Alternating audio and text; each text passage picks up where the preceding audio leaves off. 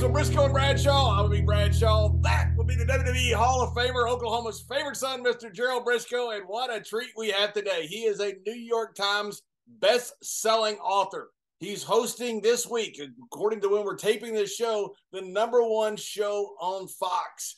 He has been fighting for the NWA Championship and got one of the greatest, most memorable characters in WWE history, and also Snoop Dogg's bodyguard, just to throw that in for good.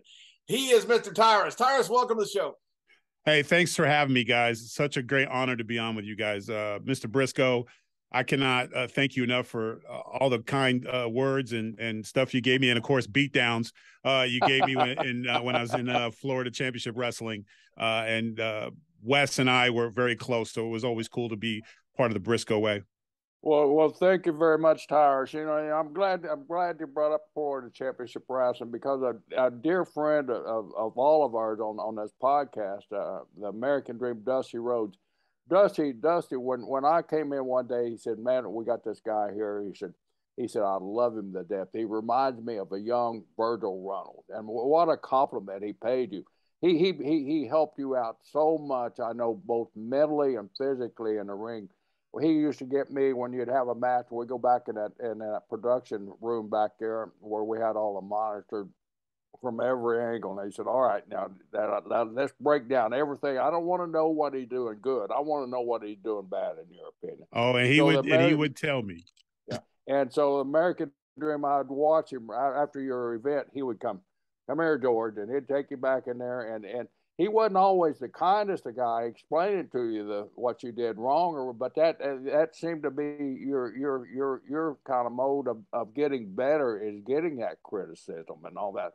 But I'll tell you what, Tyrus, take us back. John and I both read that you're a football player, and of course we're big football marks here on this show here, and basically sports marks. So, but you had a career. Where was it? Nebraska, Kearney. I started at Antelope Valley Junior College, and I was a blue chip All-American out of there. And I had I had about 20 Division I schools offer me a scholarship. But at the time, I wasn't able to afford to take the ACTs and SATs. So what I did was I just forged scores on there. But the way I did it was I didn't put like I aced it. I found like just enough. It was like you needed a 7. I think it was a 700. I had a 745. Like, you know, I just put it just enough so no one looks. Who forges the middle ground? So I had a scholarship. I ended up accepting a scholarship to Washington State, and I was pretty excited going up there. I wanted to get out of LA. I had an offer to go to USC and BYU, but BYU had too many rules. So, but I got found out because a nice lady was trying to help me get a cultural scholarship, and that's when it got found out. So I was looking at sitting out a year, and I got a call from Scott Hoffman at University of Kearney, Nebraska. He said, "Listen, we're an independent school. We're 1AA. We play all kinds of places, but you can come in right now. You don't need your SAT.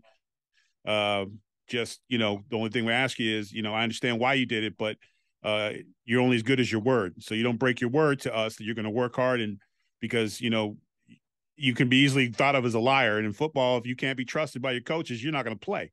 So he gave me that opportunity, and I came out for a visit, and and I liked it. And I was like, man, and the cool thing about Nebraska is that all their schools share money.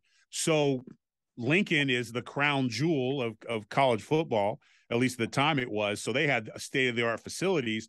So UNK had the same facilities. So, and their thing was, hey, man, if you're good enough, the NFL will find you.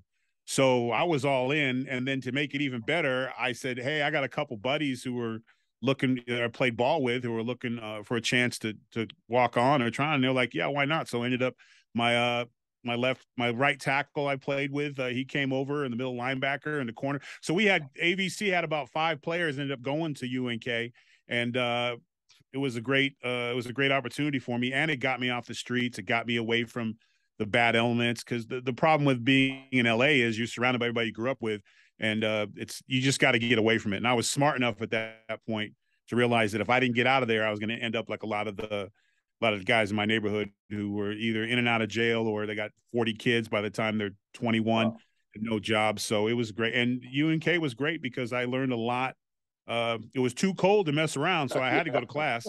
And that's what I was going to say. What a culture change. L.A., Los Angeles to Nebraska Kearney, which is, 100 miles from Lincoln, Nebraska. So you're out in the middle of the prairie all by yourself there. And the weather out there, George, I got to say, is brutal cold. And it's hot in the summer, and they tell you the summer, cold in the winter. Yeah, they tell you about the smell of money, so, which is miles and miles of cows and trains that just thick up the air. You know, the one thing though that I had to adjust to real quick is the guys that I played with, my teammates, they worked harder than I worked in California. They were the first ones in, the last ones to leave. Now I worked hard in LA, but at AVC, our coach worked as hard, but a lot of times I was able to use my athleticism to get out of stuff. I was always the guy trying to find a way to get out of a drill and took a lot of pride in that. Whereas in Nebraska, they meat and potatoes, corn fed, and we work and fight. And once I adapted or took on that responsibility and took pride in being a good student and took pride in being the last guy off the field, my whole football world changed. And I was in a really good position coming out to have opportunities to play at the next level. So it was not just my education. I ended up getting my degree in teaching, but I learned a lot about work ethic and dedication and stuff that I didn't learn coming from, a no dad situation. So I learned a lot about myself, and I was held accountable, which was the most important thing. Accountability was everything. Like, I skipped a class, Coach Morris be waiting on my ass. And I mean, I was a senior. I was like, I skipped class. What does it matter? I'm not coming back next year. But he's like, you represent us. And I had an economics class at 7:00 at night. And sometimes I'd be tired and be like, I'll go. Nope. Next day I'd be running for 3 hours after practice. So I learned those things kept me accountable. And to this day has a lot to do with my work ethic. I don't know. It was during that time with the football in the Midwest and like Florida, right when you were in college and before, that's when you had the 3 yards in the cloud of dust in Oklahoma and Nebraska, and straight up. I mean, those guys just lined up, beat people up. Then the Florida schools came along and they had nothing but speed. But what a difference it was during that time. It was awesome to see the difference between, say, the Florida schools and Nebraska and Oklahoma in that 3 yards in cloud of dust. Yeah, I mean, that whole era was across the board, because going to school at AVC, they brought in guys from Florida. So they either came from California, Florida, or Mississippi. So we would be clashing in a certain junior college like us, Bakersfield. They were division school, basically, where you'd go to get your grades and get out. A lot of us played 1 year and were looking to go out. And I was in a situation after my first year that I had scholarships, but I ended up having to finish the year because I didn't have the SAT stuff. But you learn a lot about speed and styles and personalities. Like California, we wore gold chains. Florida, they had gold teeth. So it was, and then it was like little cliques. And summer was like, it was like gang fights on the football field. And then by the time with the right coaching, the bad guy ended up being the coach. And you pick up things, you pick up styles. And I think about the toughest blocks I ever had. It was guys from Florida, but there was at my practices. So when I get in Nebraska, where guys don't take plays off. So he might only run a 5.5, right? And he's slow, but he's coming every play. He's not playing for anybody in the crowd. He's not thinking about Sundays or is there a scout watching me? He's there playing for the pure love of the game. And that sometimes hard work sometimes can outwork athleticism. So I was kind of trying to put those two things together. And, it wasn't always a great relationship, because when you're a good athlete, sometimes you can get some lazy habits. And that's the one thing Nebraska it just wasn't tolerated. You're better than that guy, but I'll sit you if I don't think you're working hard. So speaking of being a good athlete, and you obviously were from your football offers, but Nebraska Kearney had a great athletic program. I mean, they were not only good in football, but their wrestling team were national champions. That's the reason I'm familiar with Nebraska Kearney, because I went out to scout a few guys, and they won like 5 or 6 consecutive national titles here in the last decade or so. And they ended up dropping the program when the money started getting tight there. But did you ever walk by that wrestling room, that wrestling coach look at you and say, "Hey, man, come in here"? It was against my will. If I was coming, so what would happen is they'd be like, "Hey, what are you doing after football season?" Now, the first time I was there, I was playing basketball, and they were like, I don't want you. You know, I'm worried about the knees and stuff. And but basketball, I was having fun. Like, no, you know what you're gonna do? So you can stay in shape. You're gonna go with the wrestling team a couple days a week. Yeah. Now, I tried wrestling in high school and wearing a trash bag in the summertime and running for what seemed like forever. And having a guy half my size make me look stupid, taking my leg out from underneath me. So I had all I wanted from amateur wrestling, but it was for offensive linemen. It was a great way to stay in shape and get stronger in different ways because there's the toughest sport. There's nothing. Kurt Angle is a guy who every time I rolled around with him, his energy never ran out, and it's because he was an amateur wrestler. That's the toughest sport there is. I don't care what you say, conditioning, training wise. There's nothing tougher than wrestling. You get, and plus it's the ultimate individual sport because it's only you out there. There's no help. There's no teammates. Even only your coach can do so much. It's just about will. And to this day, when there's an amateur tournament on TV, I'm watching it because those are the guys that really to me stand out for what it is to be an athlete. There's a lot of great competition out there. Being the athlete and the love for the athletics that you had. When did that spark come up that, hey, I see professional wrestling on TV. I think I could do that. When did that love first spark with you, Tyrus? Now, I must have called the powerhouse 300 times, and it never picked up. I got a lot of whoopings for calling, trying to get 976 the WWE and all that. Back then it was a long distance call too, right? Yes, it was, and it was a long distance ass whipping. Yeah. So I stopped doing that. But even in college, during Christmas break, I was looking at wrestling schools, and this character by the name of Ike the Crippler Shaw, who had a school in Ontario, Canada. I spent my Christmas break up there because he was like, "Oh, I can get you a WWE developmental deal," and I was like, "What?" Oh, he's like, "Yeah, man, look at your size, look at this, that, whatever. Yeah, come on up." So me and my buddy at the time, our tag team name was Neighborhood. Original. Yeah, right. And so we drove from Nebraska to Ontario, Canada. We get there, and it was the training facility was above a bank. So they couldn't train during the day. They could only train at night. And all the guys lived in, poor bastards, they all lived in these makeshift stalls that were made in this small house. And Ike the Crippler Shaw had all these posters up, and he had run some shows. And he had a guy who was like the knockoff of the Warrior. He had like pictures, and I didn't know that you could get a picture with any wrestler. But he had all these pictures up on his wall and stuff. And so we're out there training, and one day I said, "So when do we, how does it work for a tryout, or what do we need to do?" And he was like, "Oh yeah, I'm going to set you up." So he basically cold called the office in Toronto, and I drove with my buddy out to Toronto. I think it was Carl DeMarco. I think he was the guy. Carl DeMarco, yeah. Yeah, right. And I get there, JBL, you'll appreciate this. So I got my college Letterman jacket on. I look like a wannabe varsity club member, and I get there. And I'm standing in the room, and I see the post. There's a life-size poster of Shawn Michaels, life-size poster of The Rock, and a life-size poster of The Undertaker. Well, I'm looking the Undertaker one in life, so I'm feeling pretty good. And the secretary, who I'll never forget, she had on an all-leather outfit, and I thought that was weird for a secretary. But when I came in, and she was like, "How can I help you?" And I said, "Oh, my name is," at the time, my wrestling nickname was G Rilla. I know, genius. And I said, "My name's George Murdoch, and I'm here to speak with Carl DeMarco about a tryout." And she snickered, like, and I was like, I didn't think I said anything funny. And then as I sat down, my friend was like, "Man, this is it. You got this, man. You got this." But she's still giggling as she's telling Carl that I'm here for a thing. So he brings me in, and it was real short. It was about 3 of the worst minutes of my life, basically.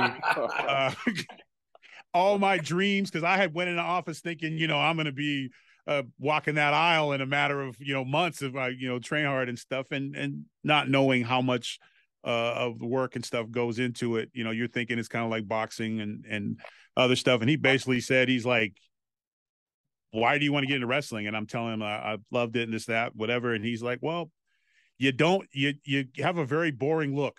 I don't know. And I went, oh, okay. It was like before Simon was cool on the singing shows. I had Carl DeMarco, and he was like, yeah, man, you're just weird looking, and you got to work on your body, and I had a big jacket on, so I was like, oh, and he was like, and you're 6'7", right? Or yeah, right 6 and almost 6'8". I'm like an inch, a half an inch. I'm 6'7" and a half. But Carl DeMarco, the talent scout. Yeah. And he was like, look, man, I'd try the Indies. Give me a call in about 5 years. And I went, I didn't ask to come here. I was invited. He's like, I don't have an appointment for you. And I said, well, Carl, he's like, there's only one crippler, and that ain't it. So, thanks for your time, man. And he wouldn't even let me validate. So I went. He wouldn't even let you validate your own partner. No. What a dick move. Bruh, longest drive back to. And this is from Nebraska to Toronto, correct? Yeah, right. No, I drove back to Ontario, packed our bag, and we drove back. And so my wrestling opportunity was done, over. Dreams shattered. I don't think I watched wrestling for 6 months. And I kept replaying in my mind that secretary giggling. Because when you introduce yourself and a woman giggles, it's not a good thing. No. Something's up. You don't know what. I have that happen all the time. Yeah. It's not a giggle. It's like look at this guy. What is he doing? Yeah. So, and I finished school and I chased football, and I had some workouts with the Chargers, and I didn't have any representation, and I was kind of a knucklehead then and blaming the world for my problems. And then I got an opportunity to play some NIL football.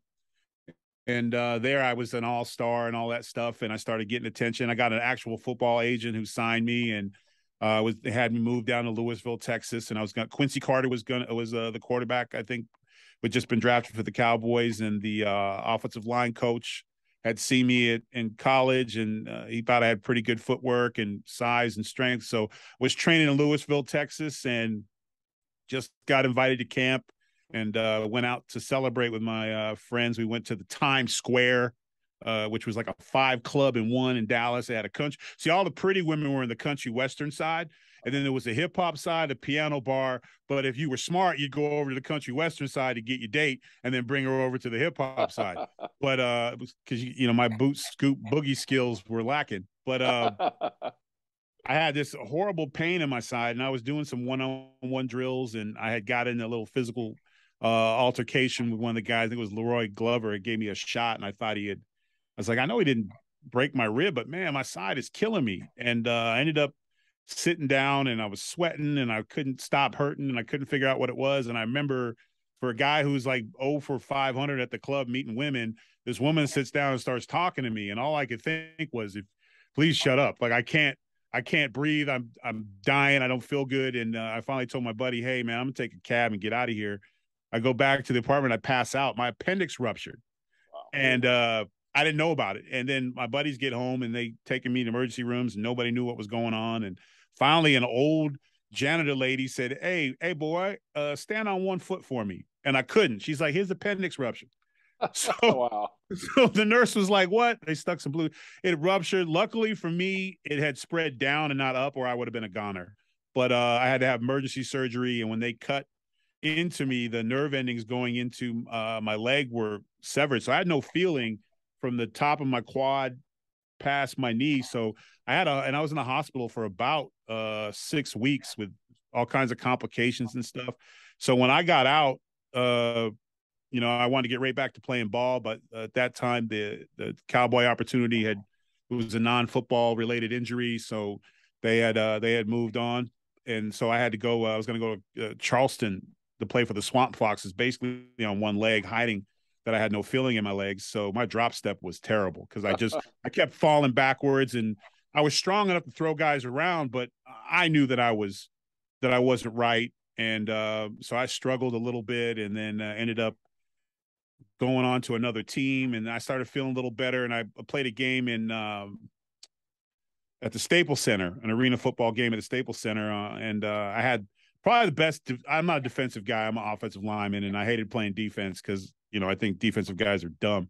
They just chase. They're dogs. They just chase balls. There's no thinking. They just whatever way the ball goes, they go. As a former offensive lineman, I agree with you that defensive players are all dumb. Yeah, we're scholars, man. We got to know what everybody does. Exactly. And people. Yes, the salt of the earth. The country would be in a lot better shape if there was more linemen calling shots. I tell you that much.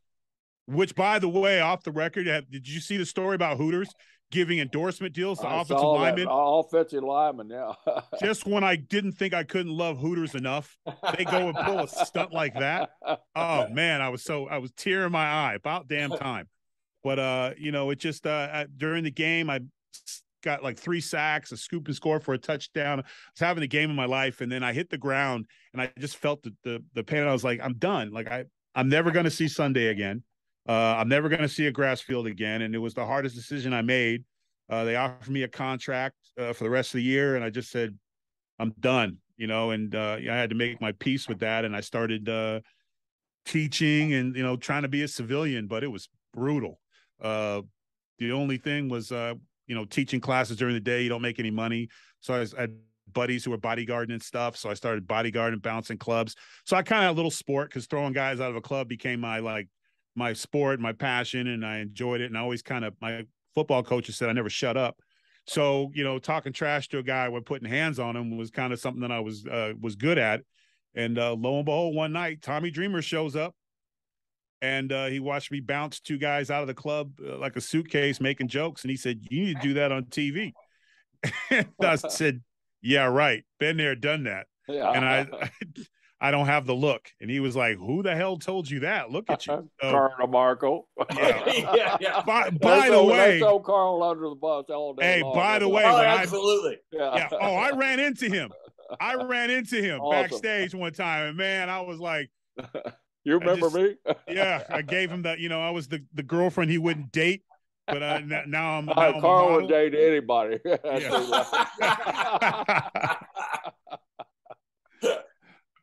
But it's always good to be inspired, man. And I can say this, he definitely inspired me. So, what was the club that Tommy came in on that you were bouncing at? Where was it in L.A.? It was in the Valley, Saddle Ranch Chop Shop, right at Universal Studios. There was about 2,000 people there, and WrestleMania Hollywood, WrestleMania 20 Hollywood was going on, and he had brought Masters, Carlito, a couple people from Developmental, the Sheik. That's where I met Big Vis for the first time, and man, talk about a guy who just lights up the room and is just the nicest guy in the world, and wouldn't let me give him anything for free because I was a wrestling fan, and when I saw Tommy Dreamer standing in line, I was like, oh, not in my club. So I came up and I gave them VIP service, and Carlito and Masters they hadn't eaten all day, so I snuck them back in the kitchen and got them some food, and I was just happy that wrestling guys were there. I was excited about WrestleMania, and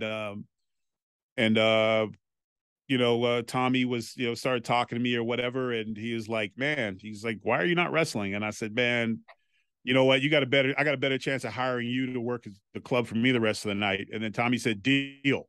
He goes, to tell you what, you send me a couple pictures and a bio and I'll work the club the rest of the night. And he did. Like he really did. And at one point he had saved the guy from me. And Tommy carried him like he was carrying him out of a fire to his car while I was like, Tommy, give him to me. But he wouldn't do it. And, Tommy Dreamer, he offered me, he said, hey, do you want tickets to WrestleMania? And I was like, no, I watch it at my house. And I have a whole thing. We we got steaks and stuff and barbecue. I said, but he's like, but I will take 2 tickets to the Hall of Fame. And I was excited to be at the Hall of Fame. Mr. Wonderful went in that year. I think Cowboy, but my favorite heels went in. I think I remember the Iron Sheik. So it was great to be at that Hall of Fame and really be inspired and then next thing you know, a few months went by. I think it was like 2 or 3 months, and I get a call out of the blue from Tommy, and I thought maybe he was coming back, you know, and he wanted me, you know, hook him up in the club or something. And he's like, "Hey, a couple people saw your picture, man. They want to bring you in for a tryout." And I was like, "When? Tomorrow? What?" He's like, "No, relax, relax." And he flew me out to McDonough, Georgia, and that's where I met Bill DeMont and John Laurinaitis and the Assassin. And my only rule to myself was, no matter what happens, don't finish last and don't quit. And Bill ran basically a football camp where it was just drills and drills, trying to sing, and just like you talked about at the top of the hour, Dusty was brutally honest, but that's what I loved about him. That's why I always called him Coach. I know what I do well. I'm arrogant like that, but the stuff I do bad, I respected the fact that there's a lot of BS in sports and entertainment. Guys tell you good job when you know that you didn't, and I never had that. And Bill was the same way, and he was sitting there, and he made me run the drill, the ring cross, you know, crisscross on the ring. I think it was supposed to be 2 minutes, and he decided to change it to 3. And I could remember, as long as I keep pumping my arms, I'm good. But it was, you know, just don't stop, like no matter how bad it gets. And got through the drill and earned the respect of the guys. I didn't know wrist lock from wrist watch, but my effort was there. And then I just remember sitting there, and him and John are staring at me, and Laurinaitis said, "Hey, I tell you what, you lose 50 pounds, I'll sign you." And I was like, "Consider it done, boss." And you know, and I ended up getting a contract at Deep South, and it was and I had to make some big decisions, man. I left bodyguarding. I had a lot of great side hustles. I had a house in California, but the dream was bigger than staying at home. So I took a risk, and it ended up, you know, it was a long road, but it ended up paying off. Mr. Brisco, how many people have we had come on here that have a Tommy Dreamer story? A lot, man. And Tommy, I mean, that just shows you what kind of person Tommy is. Tommy often gets overlooked for a lot of aspects of this business, but Tommy had a great eye for talent. Tommy had a great eye for matches, and he's able to dissect matches. And he was a guy that just helped people. Tommy, you know, everybody that's come on here, it's amazing. They go, "Oh, I was in Cuba and I run into Tommy Dreamer." You know, everybody's Tommy Dreamer somewhere. It's just awesome. There must be 12 Tommy Dreamers for as many people as he's run into. And he never takes credit for anything. That's right. He doesn't. Real self-deprecating. Yeah, he will not. He'll be like, "Oh, well, anybody would have found you." I mean, 6'8". I was like, you know, the cold part was I had 3 other guys in my crew. One was 6'10", the other one was 7 feet. The other guy was like 6'9", and Tommy was like, "Yeah, they're nice bodyguards, but you're different." You know, and you know, because those guys were like, well, maybe I can get a contract, you know. And Tommy was, I thought, you know, maybe take us all, throw us up against the wall and see which one sticks. But you know, he was like, "Nope, you're something about you." And then of course, once I got with Dusty, man, tell us about that. Now we closed Deep South down, but I want to get back to a coach there also. Larry Hamilton, the assassin, Jody. I mean, Jody Hamilton. Larry was his brother, Missouri Mauler, but Jody, Jody's really the one. So you and I go way back too, because Jody's philosophy was, when I was a rookie, when I was starting in Oklahoma, I was just a rookie. I had nothing and didn't know anything. But Jody said, "I want that kid there. I want the Leroy McGurk." And he had already gone through my brother, so I guess he wanted to go through me also. but he took me in there, and he taught me so much about psychology and about how the transition moves and how to make those transitions smoother. And I'm sure he had that same. His attention to detail. One of the mistakes I used to make was I'd reach my hand out going to get whipped, and he would be like, "What the hell are you doing? You just gonna give it to him?" He would break everything down. Even if you threw a drop kick and landed on the wrong side, he would let you know. Like, he was a stickler for every little thing, and he always had the most. One of my favorite stories is he was talking about the Assassins. He was in this is back when you could be creative and say things, and he was feuding with JYD, and he was in New Orleans, and JYD in New Orleans there was nothing like it. Forget the Saints. Who dat? JYD was, I mean, the state stopped. And he came out and he had a shirt that said, I think it said, "Thank God for sickle cell." And I mean, that place was, again, time when you could actually be creative and everyone got that it was a damn show. But he sat there and he said at the time, he was like, "Hey, G, the arena smelled like piss. You know why?" And I was like, "I don't know, bad toilets." He says, "Because no one would leave their seats. That's how over we were. Some of the stuff you guys do is flatter than piss on a platter." He had an effect. Him and every one of his analogies always had something to do with pee. But but when he talked, man, everybody listened. And he was a heel before. I mean, he was a heel through and through. I mean, he even wore the mask whenever he was on TV. I don't think he ever was on TV without the mask on. And I always loved that. And the last pay-per-view that I was at the Chase, I came out and I had the assassin mask on my towel out of tribute to him when he had passed. But he was another one of those guys that would like, because it wasn't being an athlete and learning how to do the sport that we do. It's not an easy transition, especially footwork and movement. You have to almost got to be able to play yourself. You have to be aggressive in reverse. And whereas football, forward, wrestling, you got to be able to be in reverse. And for a lot of ball players, that's a tough transition. They don't know how to slow down. And, one of the things he used to tell me was, "Hey, if you think you're going too slow, go slower." That's lived with me all of my life. Blew my mind. Made no sense. And one of the rules he had, like me and Alpha Jr. and Sonny Siaki and Jack Swagger and Kofi Kingston, we weren't allowed to throw any punches in our match. So if you threw a punch, you're done. Like you're not only after you take the ring down and load it up, you're going to be doing drills. Your weekend's over because you don't. And I remember I was in a match and something happened. Got a drop kick or something, and I got him in the corner, and I pulled back, and I mean, I just froze because I was like, I can't let this punch go because I know it's good. And I'm sitting there with a punch, and I'm like, please hit me. But Alpha Jr. was like, no, because he would have to chop me because I was too close. So we just stood there in the middle of the ring, and I got a punch because I know if I throw a punch, it's my ass. So I'm not doing it. So you froze out there. And I was like, yeah, it was terrible, but at least you were thinking, and they used to do that like the first 3 matches that time. Remember, Jerry, that the first 3 matches couldn't throw a punch? No, or kick. You couldn't kick or go outside the ring. Yeah, or go outside the ring, which is a great rule. I mean, yeah. It's called building the card. Yeah, exactly. Right. Yeah. Funny how that happens. Yeah.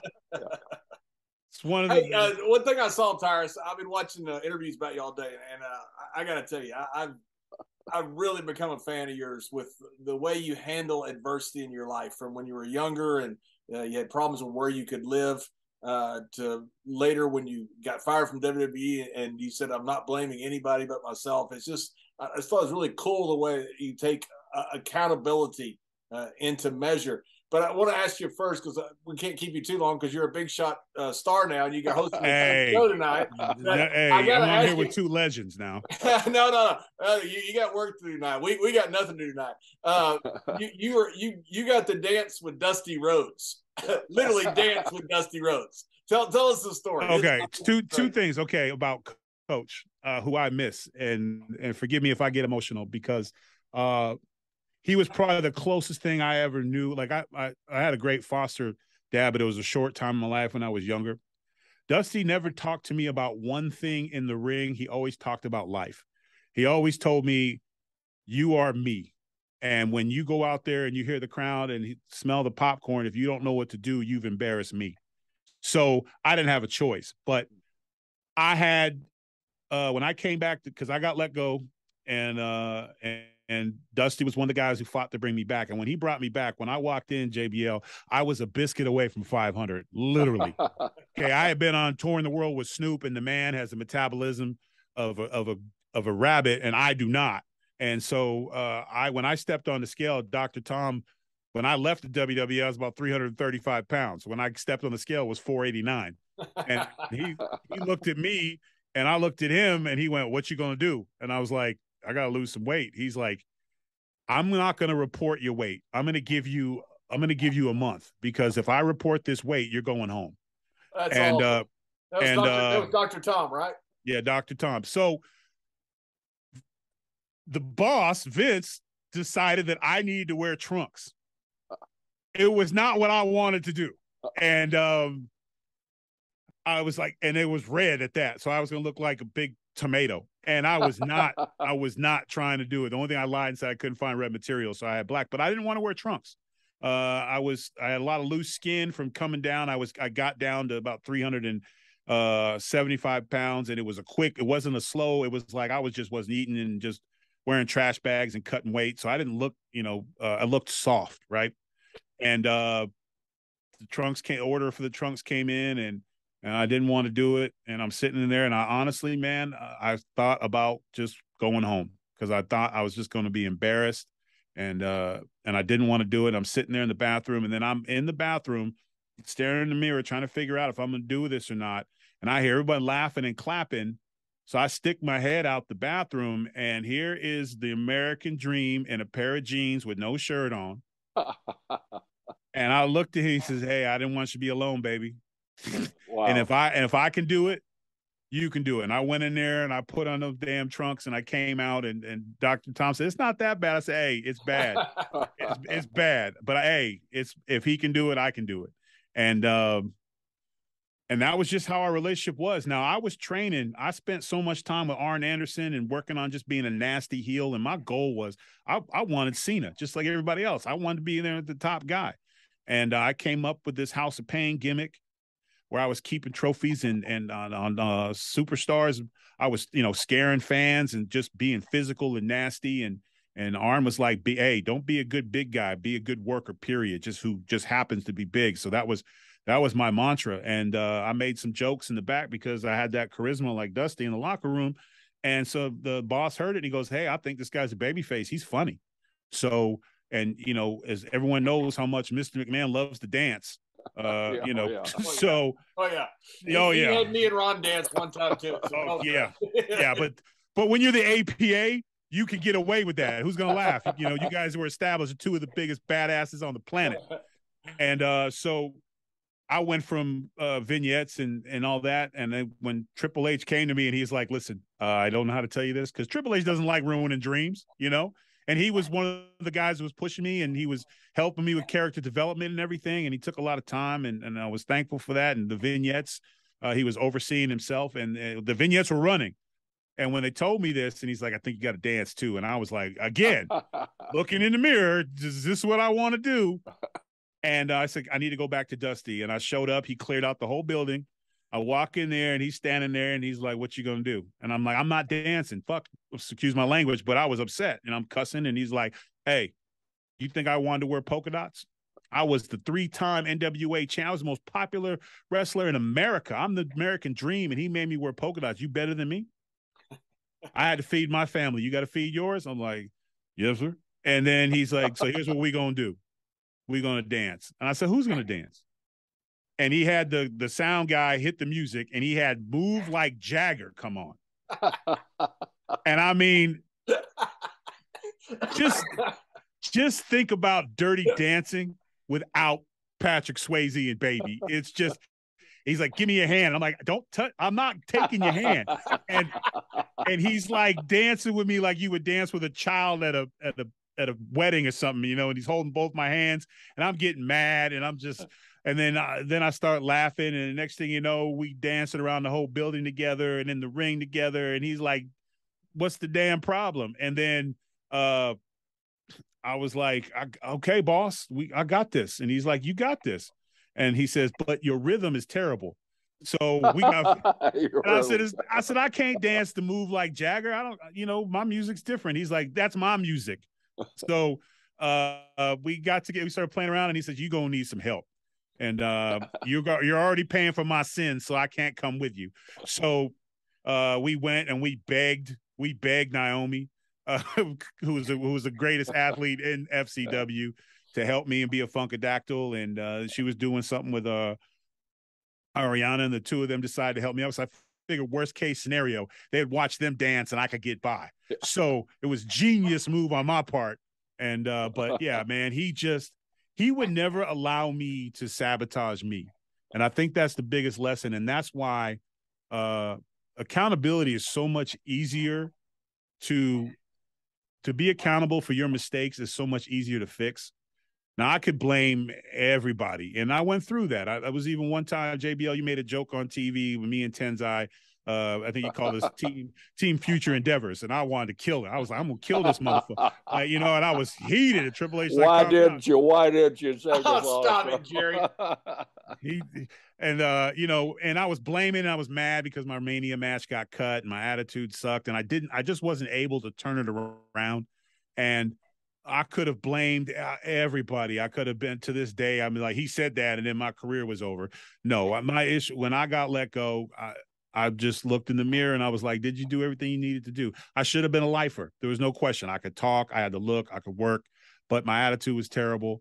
And when cuts came, you're going to keep a guy who's walking around miserable all the time. And so they didn't. And it was the best thing for me, because then I was forced to put my money where my mouth was and reinvent myself. And I look at it, again, if I'm telling you right now, to anybody who's listening, if I would have sat there and blamed everybody, if I would have blamed Triple H for not giving me a big enough push, if I would have blamed JBL for making fun of me on one SmackDown, if I would have blamed Tenzai for wanting to be a trainer, I could have blamed everybody there was. And guess what? I'd still be you.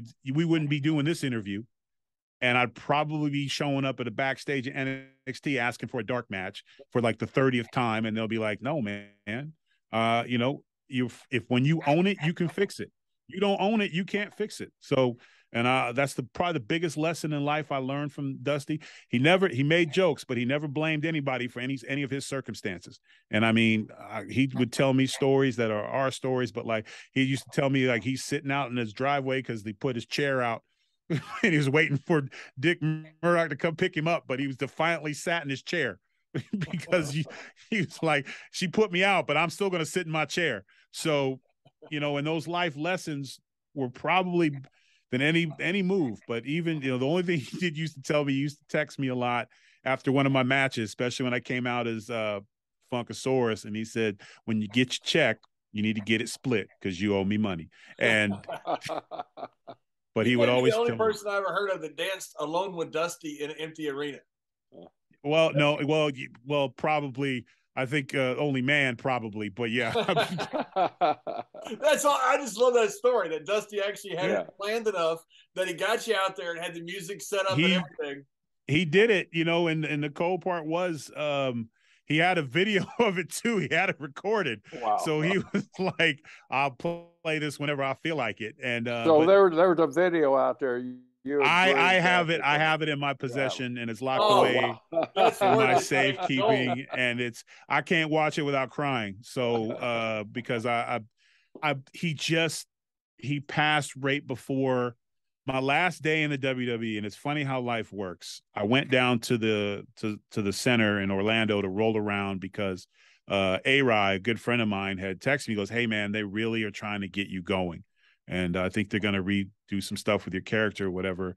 And I said, I'm going to go roll around anyway, just because I hadn't been on the road in a couple of weeks and I didn't want to get stale. So I go in there, and then once again, usually the Performance Center, every ring's bumping and rolling around. And I called ahead of time and said I was coming in. I come in there, there's not a soul in the place. It's just Dusty. And he's playing Neil Diamond because he loved him some Neil Diamond. And he's playing his music, and I come in, and I'm rolling around, and he comes walking in, and he's like, "Come here." And I sit down, and he looks at me, and he said, we made a joke about the Commandant. That's what we would call Cody. And he's like, "You don't need to worry about the Commandant. I don't need you to look out for the I need you to worry about you." And he said, "I need you to figure out what your canvas is. You need to paint your own canvas. You need to make your destiny. Because the way you're going, you're in circles. There's no reason you shouldn't be on TV. There's no reason you shouldn't be in the main event, but you keep waiting for somebody to do it for you. No one's going to do it for you. You need to paint your own canvas." And I was like, "Yes, sir, coach." And he's like, "Do you understand what I'm saying?" I said, "Kind of." He says, "When you figure out what that means, you're going to be all right." And then he sat there and listened to Neil Diamond, and he told me some stories about whooping superstar Billy Graham's ass. And not giving him nothing and making him beg, please stop. And because that was my favorite story, because I'm watching his matches back, I noticed that he didn't give Superstar nothing. And he even made him pin him in the bull rope match. He whooped him so bad. So, and then the next day I got the call. Heard that. Yep. Oh, I yeah. didn't know that. Watch back Superstar Billy Graham and Dusty Rhodes bull rope match in Madison Square Garden, and look how bad he whoops him. Like, he didn't give him nothing. Nothing. Their whole feud, because he was coming up, do the favor, so to speak, but he was going, you're going to earn it. And he did. Billy did. But the next day I was let go, and I think he knew it, but because he gave me just enough to prepare me, but he wouldn't blow the spot. He wasn't going to tell me you're getting fired, because I would have probably said something stupid. So, and then when I was let go that day, all I could think about was, I'm going to paint my canvas. And if he was here right now, I think he would be very happy with what I painted. And tonight when I host, my entire monologue is about what the American dream is. So, sorry. Hey, man, I get the same way with talking about the dream there. He was a guy that set us all apart, man. And speaking of Superstar Billy Graham, him and Graham were like this too. I mean, they he was, because only your friend you do like that. That's right. That's exactly right. It's like JBL used to tell us the first time he got in there with Taker, first time he popped him, he was like, do I owe you money? That's exactly what he said. Oh, great, I'm fired. Yeah. But you turn it around. You climb the Mount Kilimanjaro in real life and in wrestling life. So, but yeah. Hey, Tyrus, one thing I heard about, I know you got to run here shortly. One thing I heard about was Cena at WrestleMania. I never heard that story. Yeah. I hadn't either. John shared that with me today. When I heard it, I just thought, that's John Cena. I have the utmost respect and love for John Cena, but please tell the story, because this is amazing to me. So here's the thing. I train at Hard Knock South, and I'm still Rob. Cena opened up his training facility to the boys, and I'm still a member of Hard Knock South. And but John and I would never say we're close. We had a respect. We made jokes. I remember when the Rock came in, and I was Team Cena, and I was the guy who noticed that he was reading the teleprompter, because you could see the reflection in his sunglasses when he was cutting promos on Cena. And I ran and told Cena. So when Cena hit him with maybe you need to change your glasses, the helicopter and the teleprompter, that was me. Oh, that's awesome. That's a good nugget. So so there was always a mutual respect there, but he's the top guy, and he doesn't have to do anything to anybody. And everyone always likes to blame him for their shortcomings in their career, which is, again, convenient. But here we go. It's WrestleMania, and I was supposed to originally wrestle Heath Slater, do the Mama Dance Heath Slater, and then that got cut because of time. And then I'm sitting in Gorilla, and Vince is shaking his head. Now, Vince had spent the day dancing with me. We danced on the walkway, and what a horrible dancer Vince is. Oh man, hands down. You danced with Dusty and Vince. The white man has no rhythm at all. No, he's a terrible dancer. Dusty has rhythm, but Fred Vince is not only a terrible dancer, but he will dance anywhere. He loves it. He was feeling it. He was feeling it. And I was just going, hey, if you would have told me when I was a kid that I'd be dancing with Vince McMahon at WrestleMania, I would have punched you in the mouth.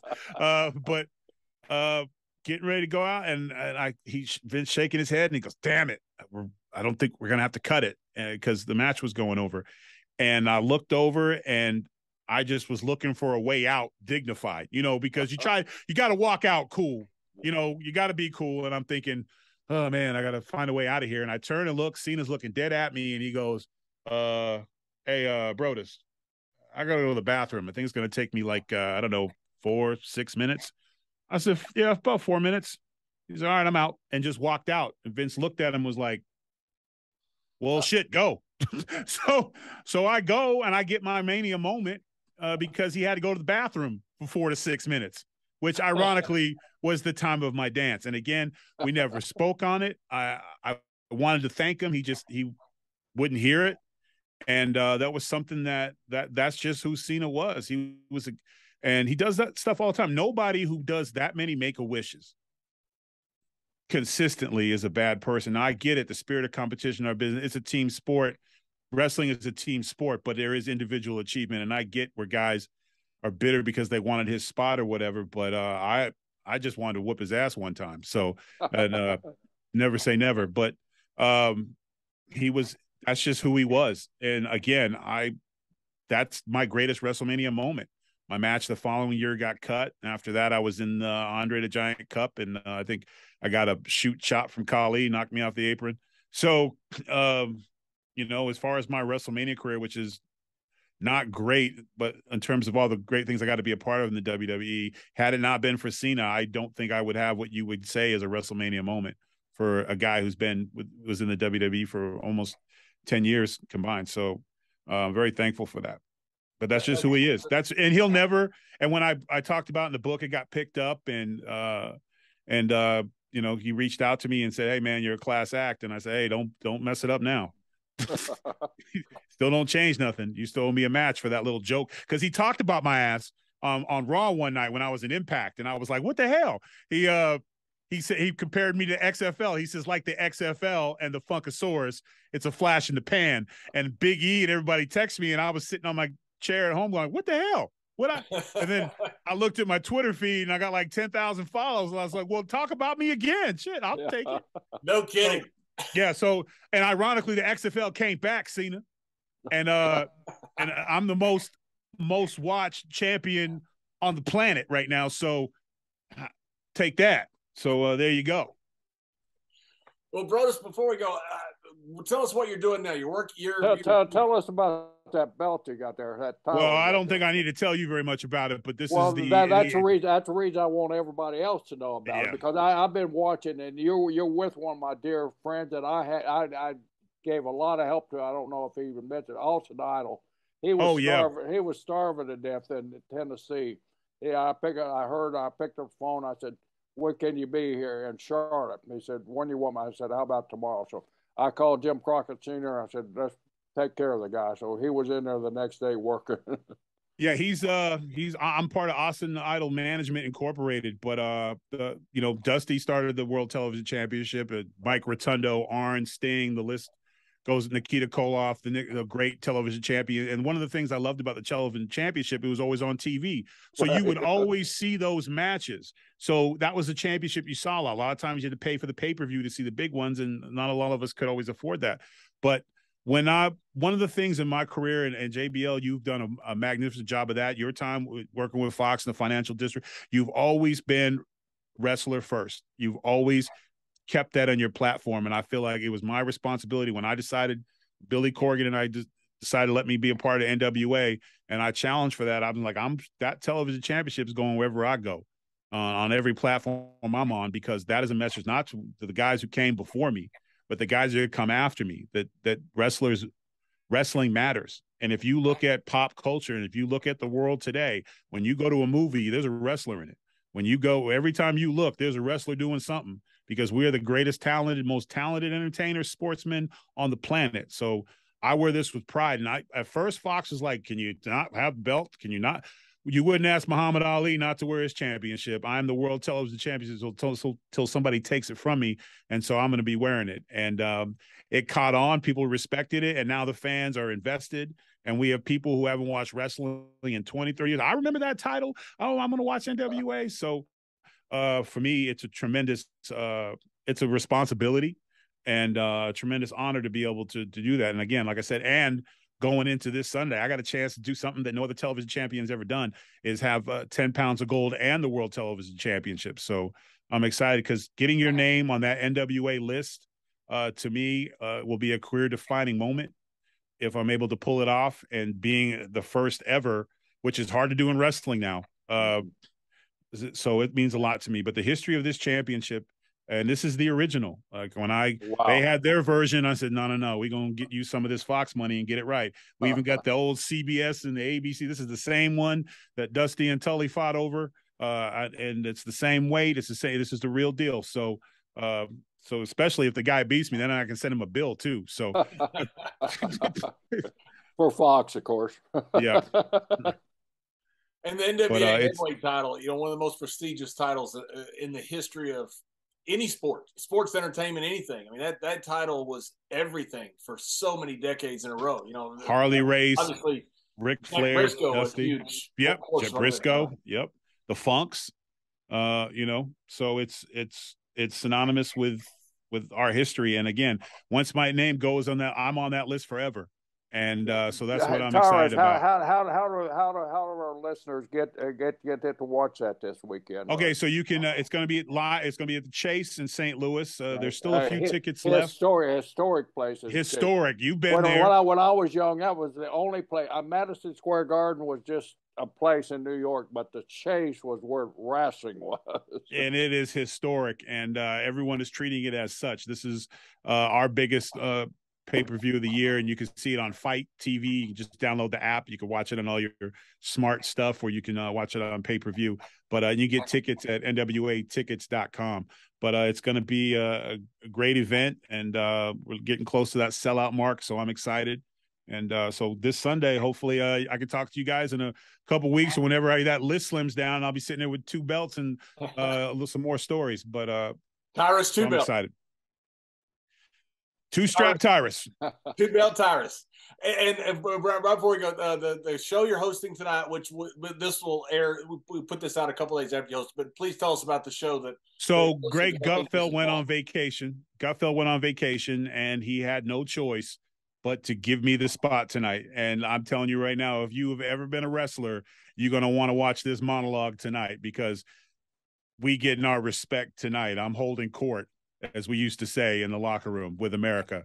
So please, if you get a chance, tune in. But I'm excited, and it's a big week for me. I'm hosting Gutfeld. This is on what, Fox News? Yep, #1 comedy show in America. At Eastern time tonight. 11 o'clock. Yep. 11 o'clock. So put the kids to bed and get ready for some laughs. And then I'm performing my first stand-up show in the Wildly in St. Louis, Illinois area, and that sold out in 32 hours. So I got that, and then of course Saturday and Sunday. And I'm in the best shape of my life. I'm coming into this match at 327 pounds. I'm ready to go. I mean, and I got my white Dusty jacket that he wore when he beat Flair for the NWA title, and the trunks are made, baby. So we go. So I'm excited. So it's a big night, and Trevor Murdoch's a great champion, and he's he was Harley's pride and joy. So there's a lot. It's gonna get rough, and I call him friend when I'm not in the ring. So it's when you fight your friends, it's gonna be rough. Yeah. Invest in potatoes. Exactly. Tyrus, thank you so much for joining us. Hey, thank you guys, man. So proud of what all you've done, and after watching all the interviews about you today, getting ready for the show, I'm just blown away by how you've handled adversity in your life and accountability. It's just awesome to hear you, and you articulate that so well. So thank you so much for joining. Anytime, man. It's an honor. And Mr. Briscoe, it's always great seeing you, man. You look like you can still go. Well, so keep it up, man. Thank you very much, man. I really appreciate it, and I'm looking forward to it. And of course, I'm gonna get kicked in the butt if I don't. Wes, one of your best friends. Yeah, love. We're gonna see him in NWA real soon. So he said, shine it up real nice for him. I told him come get it. Oh God, I'm not taking any more Gator rolls from him. Come and get it, brother. Come and get it.